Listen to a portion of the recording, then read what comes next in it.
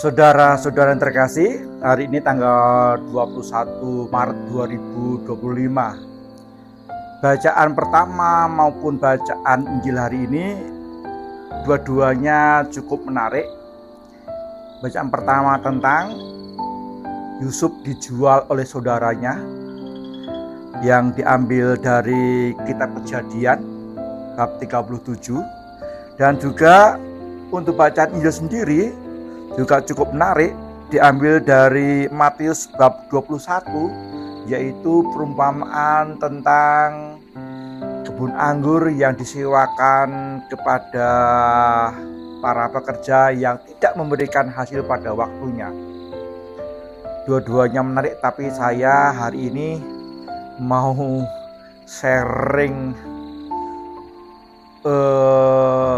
permenungan saya di bacaan pertama, walaupun permenungan ini bukan hal yang baru dan tentu banyak orang lebih baik lagi merenungkan hal ini, tetapi saya mau berbagi kisah saja. Yusuf itu anak Israel.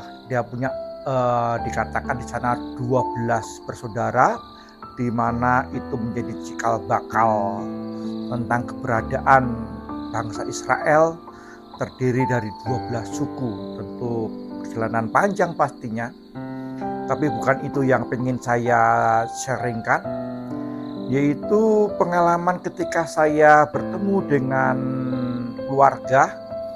Ketika saya iseng bertanya mana anak yang paling dikasihi, hampir semuanya mengatakan semua anak sama saja, semuanya disayangi, cintai. Tetapi saya katakan mana yang paling disayangi, yang paling cintai, semuanya tidak mengaku. Ya, karena mereka merasakan bahwa semua anak-anaknya dikandung dengan penuh cinta, dilahirkan dengan penuh cinta, dan juga akan dicintai, disayangi penuh cinta. Tapi dalam perjalanan waktu ada anak yang merasa dicintai, ada juga anak-anak yang merasa tidak dicintai atau dibedakan. Dalam bahasa Jawa namanya banjini bansiladan itu ya, artinya bahwa bagaimana orang tua itu memperlakukan secara beda, pilih kasih begitu. Pengalaman dari anak-anak Israel, anak Yakub ya sama, mereka merasa bahwa bapaknya Israel ini, Yakub ini lebih menyayangi Yusuf, anak yang dikandung di usia tuanya itu ya, yang dilahirkan di usia tuanya. Lalu Yakub begitu dirasakan menyayangi adiknya daripada kakak-kakaknya. Lalu kakak-kakaknya iri hati ya, sampai bersepakat untuk mensolimi Yusuf ini. Satu hal yang perlu kita lihat adalah ungkapan begini, ketika Yusuf datang kepada kakak-kakaknya, dia mengatakan, lihat si pemimpi itu, apakah dia nanti dapat mewujudkan mimpi-mimpinya?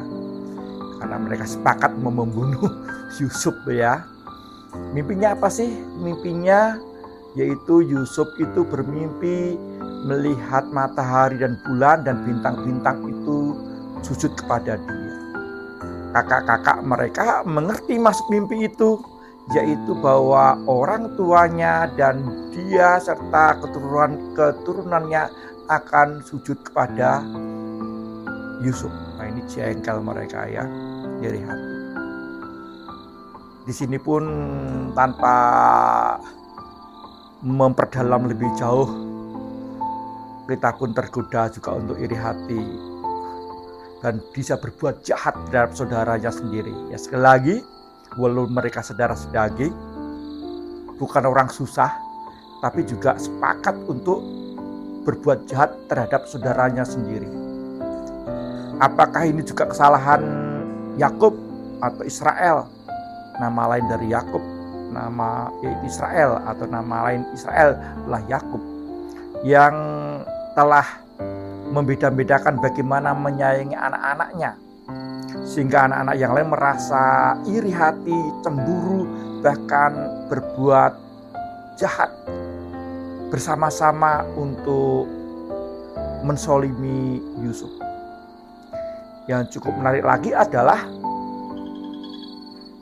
anak-anak ini sepakat juga menjual Yusuf kepada orang-orang Ismail. Siapa Ismail? Ayo, ini permenungan. Tentu kita akan mudah mengatakan bahwa Ismail adalah anak dari Abraham.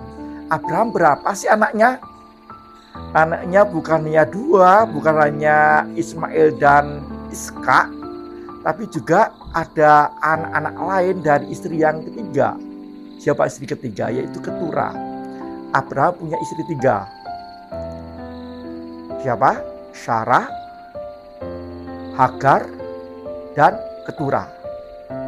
Ismail dalam kitab suci adalah anak dari Hagar, orang Mesir itu. Ya, kemudian dikatakan mereka menjual Yusuf kepada orang-orang Ismail. Juga dikatakan orang Median. Dan kita tahu bahwa Sarah adalah orang dari Mesir. Ya, cukup menarik di situ. Mereka sepakat menjual Yusuf loh. Jadi mereka dijual kepada orang Ismail, kemudian orang Ismail menjual kepada Firaun. Tentu perjalanan panjang. Sekali lagi hati-hati. Iri hati, cemburu, kesepakatan jahat datang bisa dari mana saja, bahkan dari saudara sendiri. Bukan berarti kita diajak untuk mencurigai siapapun. Artinya kita pun sebagai saudara, sebagai sahabat bisa saja juga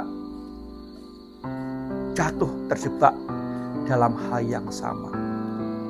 Kita mohon rahmat Tuhan agar kita dikikis rasa cemburu dan iri hati, sehingga tidak muncul keinginan untuk berbuat jahat. Jika toh itu terjadi, mari kita bersama-sama juga mohon rahmat Tuhan untuk bertobat. Tuhan memberkati.